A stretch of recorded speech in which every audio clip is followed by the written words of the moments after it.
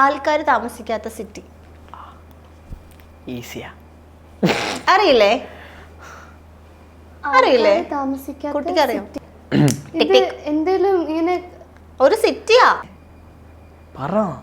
അതെങ്ങാനും പോയാ പിന്നെ നമുക്ക് എന്താ വരാത്തേന്ന് വിചാരിച്ചിരിക്കണം.